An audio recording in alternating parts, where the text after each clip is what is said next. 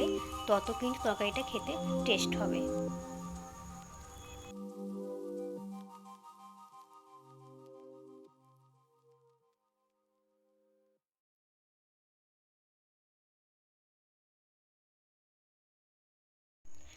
মশলা কিন্তু একদম ভালোভাবে কষে গেছে।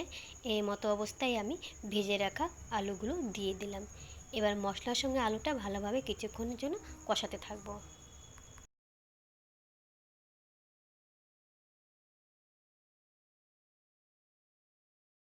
এরকম অবস্থায় আমি দিয়ে দিলাম অল্প করে কাশ্মীরি লঙ্কা গুঁড়ো।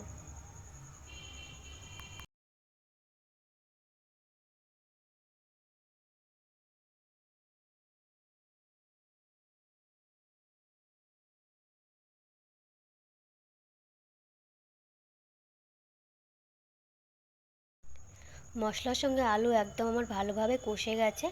এইবারে কিন্তু আমি অল্প করে জল দিয়ে দেব। জলটা আমি গরম জল দেব। এবার গ্যাসটা একদম আমি হাই করে দেব, আর কিন্তু খুন্তি দিয়ে ভালোভাবে নেড়ে চেড়ে নেব, যাতে মশলা যে কড়াইতে লেগে আছে সেটাও যেন জ্বলে চলে আসে। একদম টকবক করে কিছুক্ষণ ফুটিয়ে নিচ্ছি।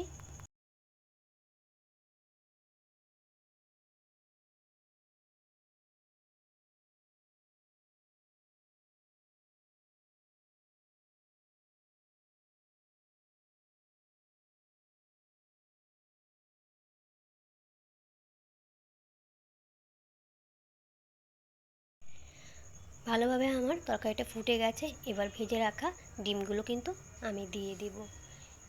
এবার ডিমটা ভালোভাবে ঝোলের মধ্যে বসিয়ে দেব, যাতে ডিমের মধ্যে একটু সমস্ত রকম মশলা যেন যায়, সেজন্য একটু আগেই দিয়ে দিতে হবে। আর এরকম অবস্থায় আমি দিয়ে দিলাম গরম মশলা। গরম মশলা দিয়ে আর একটু ভালোভাবে ঝোলটা ফুটিয়ে নেব। অল্প করেই ফোটাবো, একদম পুরো গ্যাসটা হাই করে দেবো। তারপরে কিন্তু আমি নামিয়ে নেব।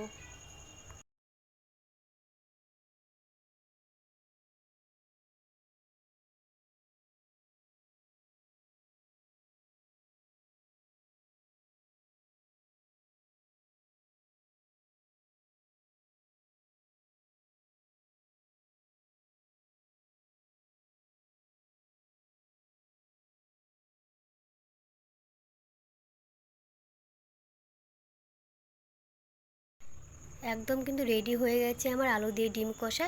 এবারে আমি নামিয়ে নেব। দেখো বন্ধুরা, নামিয়ে নিয়েছি। রঙটা যেমন এসেছে, খেতেও কিন্তু দুর্দান্ত হয়েছিল। এইভাবে তোমরা ডিম রান্না করে খাবে আলু দিয়ে, দেখবে খেতে কিন্তু দুর্দান্ত হয়। এই তরকারিটা কিন্তু, এই ডিম কষাটা কিন্তু ভাত, রুটি, পরোটার সাথে খেতে কিন্তু হেভি লাগে। তোমরা একবার হলেও ট্রাই করো। আর যদি ভিডিওটি ভালো লেগে থাকে বন্ধুরা, তাহলে একটা লাইক দিয়ে দিও। আর যদি খুব ভালো লেগে থাকে তাহলে চ্যানেলটি সাবস্ক্রাইব করে পাশে থেকো। আসছি নতুন কোনো ভিডিও নিয়ে। সেই পর্যন্ত সবাই ভালো থাকবে, সুস্থ থাকবে। টাটা।